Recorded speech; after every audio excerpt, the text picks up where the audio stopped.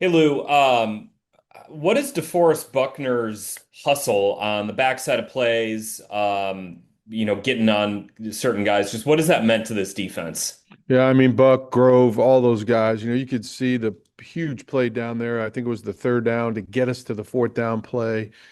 Their relentless effort is clear and evident on the tape, and those guys have been great in so many different ways, and that's certainly a part of it.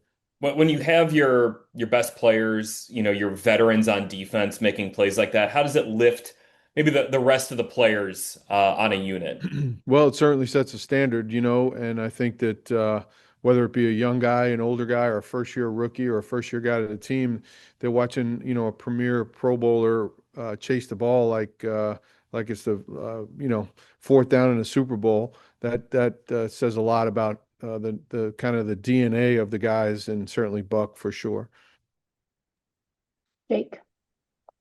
Hey Lou. So obviously you guys got dealt kind of a curveball with Mooney going down before the game, but how many different things do you think Arizona kind of threw out there that kind of were molded from that whole thing? Because it felt like in the second half they brought in more guys to protect and they just kind of started Yeah. picking apart, underneath. Did they throw a lot of stuff that you guys had to kind of adjust on the fly?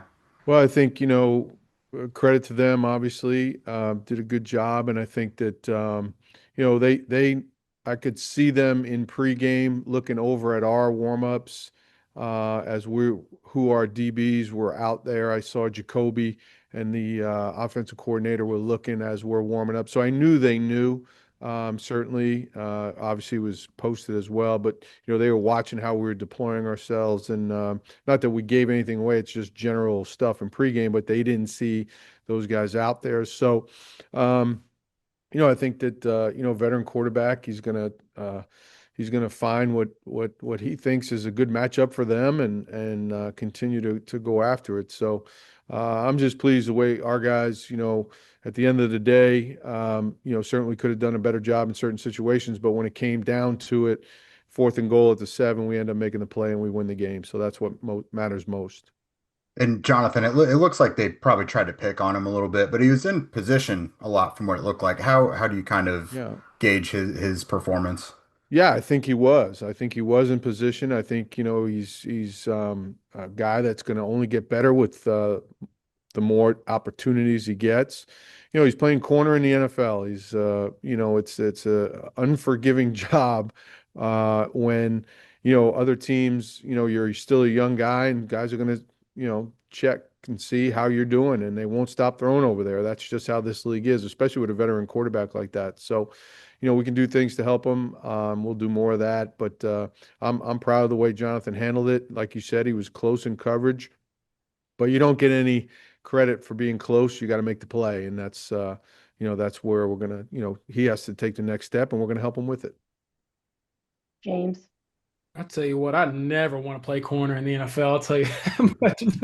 But when you look at just your overall defense performance the last few weeks, what do you look at as like the strengths and maybe things areas you want to get better at? For example, the points are great. I mean, you all are top five in points allowed per game, but I would imagine you probably want the yards or underneath stuff to be a little better. Yeah, of course. I think that's always important. Third down has to improve. We were a little bit sloppy in that last week. Getting off the field, getting red zone stops, those are going to be huge for us as we continue to move forward. And as you mentioned, overall, you don't certainly ever want to give up that many yards. So I thought the run game, we managed that pretty well. We just got to do a better job when the other team becomes one-dimensional in terms of the score or whatever it may be, handling that part of the game. And then a follow up real quick.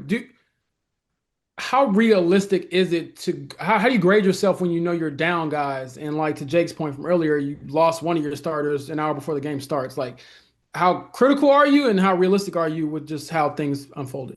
Well, I mean, I think at the end of the day, I think we all know in today's NFL or any NFL that, distractions are going to happen and they're going to come when you're not expecting them the most. And we had that unfortunate incident in pregame, and maybe a younger me would have got all flustered, and it's just okay. Here we go. This is what we have, and this is what we have to do. And we got to win the game somehow, some way, and that's all that matters. Nobody's going to go back in January and say, well, they won the Arizona game, by this many points. It's a W, and that's what matters most. I think we always, as coaches and players, have to be able to adapt to whatever situation is thrown in front of us. And I think that the more we can do that, the more as a collective group we have that mindset. I think we'll have a chance to be successful no matter what the situation is that's put in front of us. Time for a few more here. Kent. Lou, going back to Mooney Ward for a second, whether it was a game against the Rams or this week's game or camp when he was down, that offense just looked different without him on the field. How many different operations defensively does him being down affect? Well, I just think you're losing a Pro Bowl type player, and anytime you take a guy like that off the field, you're certainly gonna, maybe not be as good at that particular position. But it is what it is. So we just have to manage that part of it and be creative from a coaching standpoint to help the guys that are in there, younger, older, it doesn't matter. But Mooney's a elite corner in our league, and when you lose players like that, it certainly it bothers you. It bothers the team, but nobody cares. The other teams don't care. So we have to be prepared and ready to go and move forward with who we have. Thanks, Lou. We'll go with Joel, and then Kevin will be our last question. Lou, what went into Ashton Doolin getting a snap on defense, and what did you like about that? Yeah, I tell you, he's I think as everybody would agree, if not the best or one of the premier gunners in our league. Certainly does a great job at wide receiver. We had a couple things set up where if Kyler would have played, where we would semi turn it into a gunner rep where we'd flush Kyler one way, and here comes Ashton around the edge, and all of a sudden it's a punt return for him. So that was our thought process. It's still kind of the one time we eliminated the other calls that were for Kyler, and this was one that we had practiced and thought that would still have a chance for him to come around and potentially make a play. But yeah, he's a great gunner, great tackler, great receiver, smart football player. Why not? We'll go with Kevin, and then Jake will actually be our last question. Lou, any other offensive guys now knocking on your door to try and Uh, play defense? Yeah, I think we have Jonathan, Daniel, Tyler. No, no, I think we'll limit it to that. And, it's, they all had a good time with it. I think, we're just trying to use whatever pieces are available. And certainly he was selfless enough to want to do it. And, certainly, we had a chance to maybe make a play there. And then Quiddy's had kind of a quiet start to the year, but had a big game on Sunday. What do you see from him? Yeah, I was pleased. Really ran a great game between him and Taekwon Lewis on the one sack, and really had a similar setup for Latu on the last play of the game. If the quarterback would have held the ball one more second there, I think Latu would have had a walk-off, sack to close it out. But yeah, I was proud of Quiddy. Glad the way he responded. Certainly he's his hardest critic, and I was pleased to see him get a couple sacks on Sunday. Jake, last question. You guys made a waiver pickup, Ruben Lowry this week. From what he did in college, looks kind of interesting. Is he kind of a classic safety or like box guy, or could he even do like dime linebacker?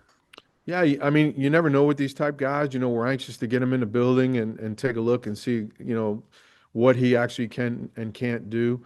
So glad we have him. Glad he's here. Once we get a chance to, get around him a little bit, then we'll kind of finalize and see what kind of role we can develop for him.